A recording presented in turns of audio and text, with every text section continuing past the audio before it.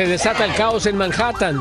Decenas de agentes federales realizan una redada en una popular avenida y son confrontados por cientos de personas que buscaban impedir arrestos. Indignación en Los Ángeles. Un inmigrante y un alguacil resultaron heridos durante un accidentado operativo que terminó en un tiroteo frente a una escuela preparatoria llena de estudiantes. El cierre de gobierno amenaza con dejar sin alimentos a millones de estadounidenses. El programa SNAP se quedaría sin fondos el próximo mes, golpeando con fuerza a las familias más vulnerables del país. El Caribe se ha convertido en un mar de incertidumbre para cientos de pescadores de Colombia y Venezuela. El miedo a un posible ataque estadounidense en alta mar convierte su oficio en una apuesta de supervivencia. La principal víctima del caso Epstein vuelve a estremecer al mundo. Sale a la venta su libro póstumo y revela explosivos detalles de abusos que salpican a importantes figuras. Así iniciamos su noticiero nacional cierre de edición. ¿Qué tal? Muy buenas noches. Bienvenidos a su noticiero nacional cierre de edición. Les informa José Armando Ronstadt. Gracias por estar con nosotros. Iniciamos con lo siguiente. En el área del Bajo Manhattan, en Nueva York, donde decenas de agentes federales llevaron a cabo un amplio operativo encabezado por ICE y otras agencias. De acuerdo a las autoridades, el operativo buscaba combatir la venta de productos falsificados.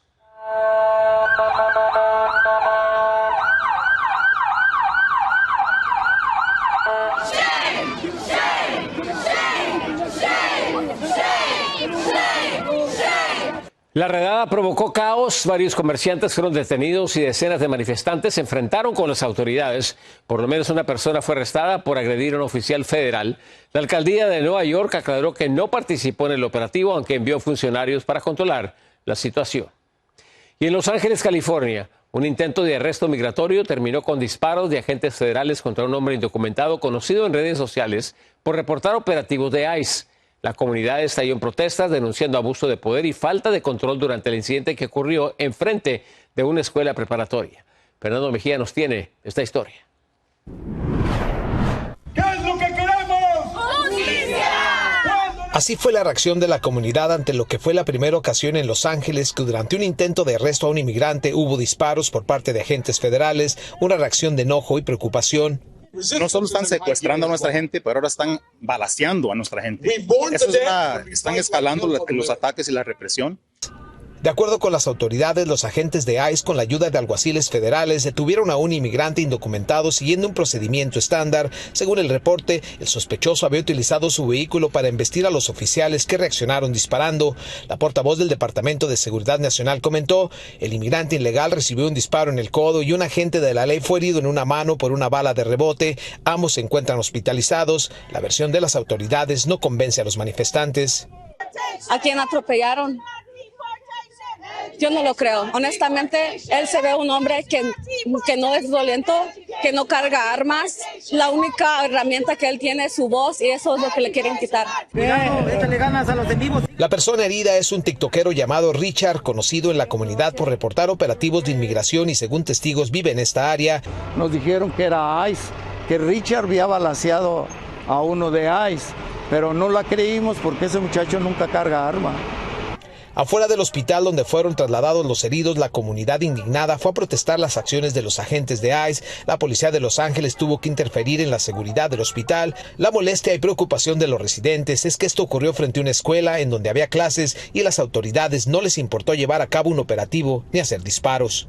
Y se me hace que es muy peligroso porque pudo haber entrado algún disparo y herir a algún niño, a algún maestro. Es preocupante. Afortunadamente el caso no pasó a mayores. Al detenido seguramente se le harán cargos criminales y dependerá de las pruebas que pueda tener sobre si utilizó o no su automóvil para agredir a los oficiales. De eso dependerá su futuro. Fernando Mejía, Noticias Estrella TV. Continuamos en el condado de Los Ángeles, donde los operativos migratorios no dan tregua a la comunidad. They smashed his head in the fucking concrete. He can't stand. Fuck you guys. Esto ocurrió en el área de Silmar, donde por lo menos 2 jornaleros fueron detenidos afuera de una tienda Home Depot. Según testigos, uno de ellos golpeó su cabeza al ser sometido por los oficiales de la patrulla fronteriza. Esta no es la primera vez que se realiza una redada de migración en este mismo lugar. Y en otro tema, la administración Trump interpuso una moción buscando disolver la orden restante que le impide desplegar la Guardia Nacional en Portland, en Oregon. El trámite fue presentado después de que la Corte de Apelaciones del 9º Circuito revirtió otra orden temporal para que el gobierno no desplegara la Guardia. Pero una orden más amplia que prohíbe desplegarla, cualquier Guardia Nacional estatal, continúa en vigor. Y miles de extranjeros dentro y fuera de Estados Unidos se enfrentan a un nuevo riesgo en redes sociales. Un alto funcionario del Departamento del Estado, que se hace llamar a sí mismo el quitavisas, amenaza a quienes critiquen las políticas del presidente Trump. Anthony Belchi tiene el reporte y las reacciones. Las redes sociales se han convertido en el nuevo campo de batalla para la libertad de expresión de miles de extranjeros en Estados Unidos. Este hombre, Christopher Landau, subsecretario de Estado de la Casa Blanca, se ha autodenominado el quitavisas. Amenaza con retirar los permisos de estadía en el país a quienes emitan opiniones contrarias a la política del presidente Donald Trump. Críticas que pueden ser desagradables, pero que aún así están protegidas por la primera enmienda, aparentemente ahora son sujeto de este tipo de enforcement. Landau ha usado su cuenta oficial para advertir que la visa es un privilegio y no un derecho, y que podría ser revocada a quienes, según él, promuevan odio hacia Estados Unidos o sus aliados. Entre sus blancos hay periodistas extranjeros, académicos y estudiantes que, entre otras cosas, han cuestionado el apoyo de Washington a Israel en el conflicto en Gaza. Muchos estudiantes, especialmente que tienen visas de estudiar acá, tienen miedo de que esas visas se la puedan quitar en cualquier momento, o sea, por la manera de que expresan sus opiniones. En las últimas semanas, las amenazas del alto funcionario estadounidense han generado un clima de autocensura entre la comunidad internacional residente en el país. Según han denunciado algunos activistas, incluso algunos habrían recibido serias advertencias por pronunciarse por ciertos temas. Sí es cierto que te puedan revocar una visa por dar una opinión en redes sociales si el oficial de inmigración no está de acuerdo con lo que publicaste y piensa que va contra las políticas del país. Ya se han pedido explicaciones al Departamento de Estado por esta cuestión. Los defensores de los derechos civiles critican que esta práctica recuerda estrategias más propias de regímenes autoritarios que de una democracia. Demasiado parecido, preocupantemente parecido a lo que empezaron a vivir en Cuba antes o al principio de la Revolución Cubana. El gobierno no ha respondido a las múltiples preguntas sobre si realmente está llevando a cabo estas amenazas que están generando sin duda un gran temor entre la comunidad internacional. Desde Miami, Florida, Anthony Belchi, Noticias Estrella TV. En otras noticias, el presidente Trump estaría exigiendo que el Departamento de Justicia le pague $230 millones, según reportó hoy el New York Times. El mandatario busca la indemnización por dos investigaciones federales que ha enfrentado, una en el año 2023 por supuestas violaciones a sus derechos, la otra por la investigación sobre la interferencia rusa en la elección presidencial del 2016. Un acuerdo final podría aprobarlo uno de sus mismos abogados, que sería el fiscal general de nombre Todd Blanche.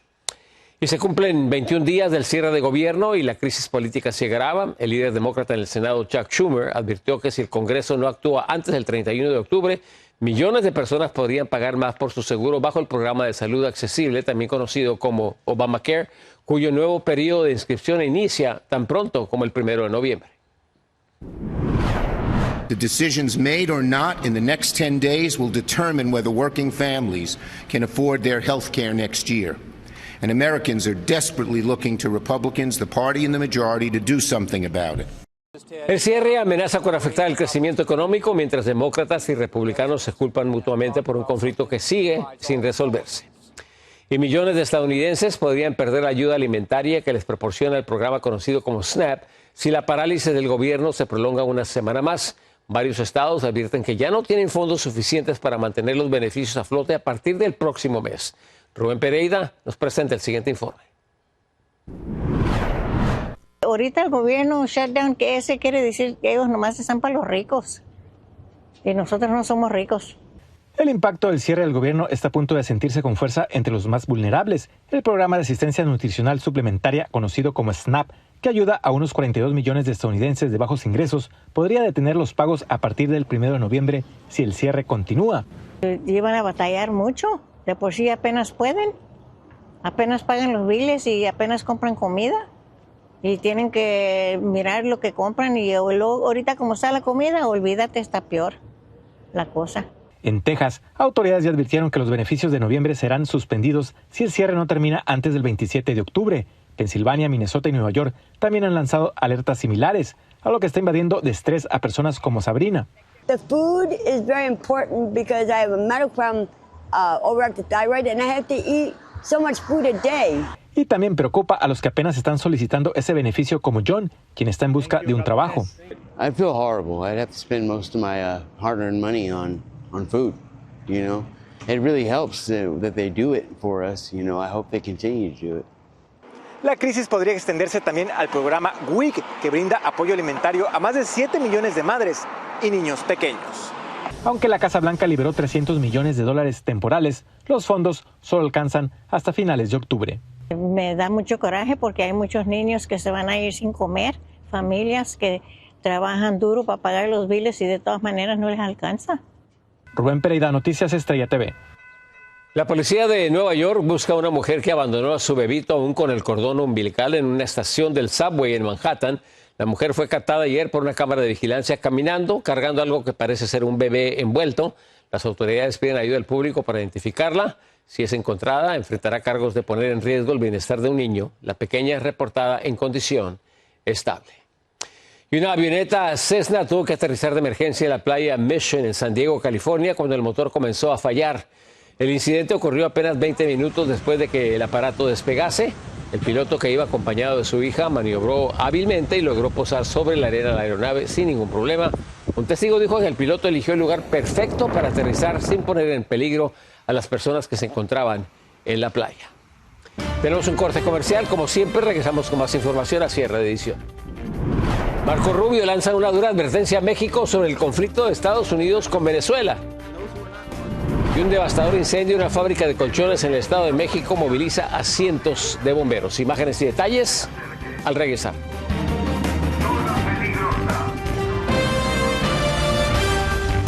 El secretario de Estado Marco Rubio advirtió a su homólogo mexicano que va a aumentar la presión estadounidense sobre Venezuela. Esto es lo que sabemos. Según un reporte del portal Política Online, agregó que Rubio dijo a Juan Ramón de la Fuente que no se acerque mucho a Caracas porque no quiere que México atraviese por algo similar. El medio también cita a dos funcionarios mexicanos quienes dijeron que Washington monitorea si están ideológicamente alineados a los regímenes de Cuba y de Venezuela. Y mientras tanto, en Colombia, la tensión crece entre los pescadores del Caribe. Las recientes operaciones antinarcóticos de Estados Unidos han sembrado miedo en las costas, donde comunidades enteras aseguran sentirse atrapadas entre el narcotráfico y la presión militar extranjera. María Teresa Sarabia nos explica. En las playas de Santa Marta, en el Caribe colombiano, los botes permanecen anclados y los pescadores dudan antes de salir al mar. Las operaciones antinarcóticos de Estados Unidos en el Caribe alteraron la vida de las comunidades costeras que ahora evitan las rutas tradicionales hacia Aruba y Curazao por temor a ser confundidas con embarcaciones ilegales. Pero ahora la gente del Cabo de la Vela está nerviosa. Solamente salen a pescar las embarcaciones estas pequeñitas por ahí cerquita, pero esas grandes no se mueven a hacer ese cruce. Algunos pescadores aseguran que las imágenes difundidas por Estados Unidos generan dudas. Porque las imágenes se muestran, no son claras. Muestran lanchas rápidas de 3 motores. Ellos argumentan que son pescadores, pero no sabemos, o sea, es algo incierto. El presidente Donald Trump acusó al gobierno de Gustavo Petro de complicidad con grupos del narcotráfico. Bogotá calificó las declaraciones como ofensivas y defendió a las familias afectadas por los bombardeos. La tensa situación en la región comenzó con Venezuela, cuyo gobierno denunció violaciones de su espacio aéreo por aviones estadounidenses y advirtió sobre una posible incursión militar. Organizaciones de pescadores en ambos países afirman que los operativos han reducido drásticamente las jornadas en mar abierto. El Caribe, dicen, se ha convertido en un mar de incertidumbre, donde pescar ya no es solo un oficio, sino una apuesta por la supervivencia. María Teresa Sarabia, Noticias Estrella TV. El ministro de Defensa de Venezuela, Vladimir Padrino, declaró hoy que el compromiso de su país para apoyar a Colombia no ha cambiado, a pesar de la creciente tensión entre la nación sudamericana y Estados Unidos, y lanzó una fuerte crítica. El que no diga sí, se arrodille y diga sí baje la cabeza ante el imperialismo norteamericano, ya corre el riesgo de ser señalado como narcotraficante. Padrino agregó que Colombia debe saber que puede contar con las Fuerzas Armadas Bolivarianas Nacionales para enfrentar lo que llamó, y cito, los ataques del imperialismo estadounidense. Colombia debe saber que cuenta. Mientras tanto, el Tribunal Superior de Colombia absolvió hoy al expresidente Álvaro Uribe de los cargos de fraude y soborno a testigos. Esto es parte de la determinación del magistrado para justificar la decisión. Como consecuencia jurídica, la interceptación injustificada convierte la información obtenida en prueba ilícita, inexistente por nulidad de pleno derecho, efecto que alcanza tanto la prueba directa como la derivada. La saga legal habría puesto bajo arresto domiciliario de 12 años al exmandatario. Un senador involucrado dijo que apelaría la decisión del caso, que podría llegar a la Suprema Corte de Justicia. Pasamos al Estado de México, donde un enorme incendio se desató hoy en el municipio de Ecatepec. Obligó a suspender el servicio en la línea roja del servicio teleférico llamado Mexicable. Según informes preliminares, el fuego se originó en una fábrica de colchones. Los bomberos y equipos de protección civil respondieron para intentar evitar que las llamas se propagasen hacia predios aledaños. 190 personas tuvieron que ser evacuadas, por lo menos 3 bomberos tuvieron que ser atendidos de emergencia de intoxicación por el humo. Vamos a un corte comercial, sigan con nosotros. Una complicada operación de cerebro estuvo acompañada por la música de un clarinete. Las imágenes y todos los detalles al regresar.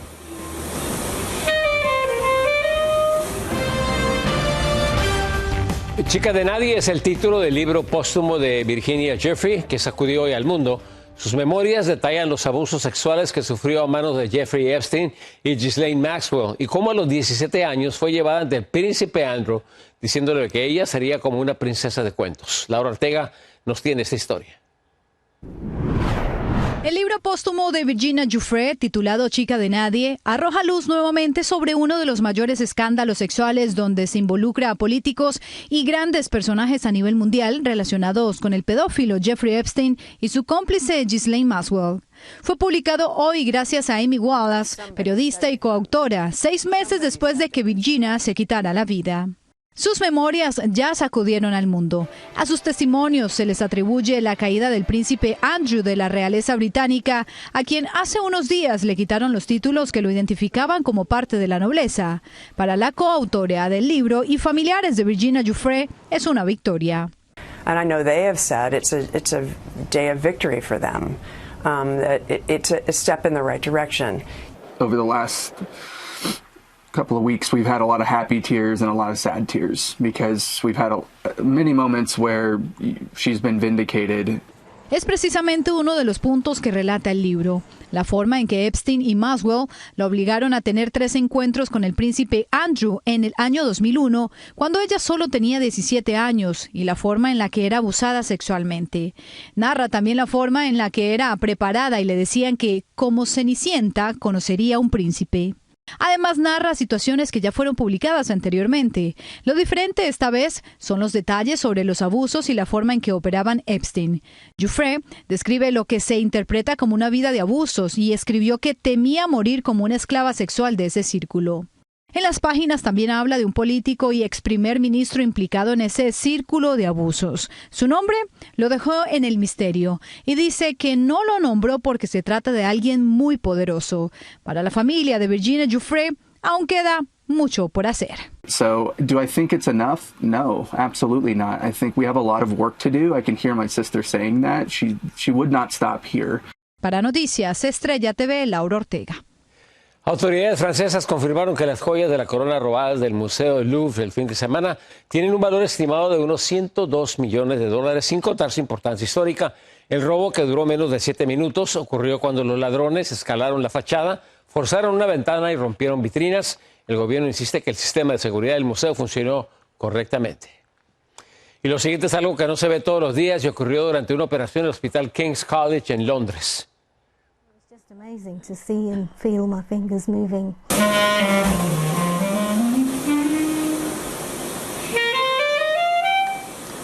Ella es Denise Bacon, padece de Parkinson's, tocó el clarinete mientras le practicaban una complicada cirugía del cerebro. La paciente, que fue diagnosticada en el 2014, se sometió a 4 horas de profunda estimulación cerebral. Es un procedimiento para aliviar la lentitud y rigidez que le afectó caminar, nadar, bailar e incluso tocar el clarinete. Y a pesar de que su música no era promovida en su natal Cuba y nunca se le permitió regresar, Celia Cruz, la icónica reina de la salsa, fue homenajeada este martes en La Habana por un pequeño grupo de músicos cubanos y el principal diplomático estadounidense en la isla. La discreta ceremonia en una iglesia católica celebró lo que habría sido su cumpleaños número 100 tras la cancelación de un homenaje por parte del Centro Nacional de Música Popular, decisión que desató acusaciones de censura. Gracias por acompañarnos. Muy buenas noches. Yo soy José Armando Ronstadt.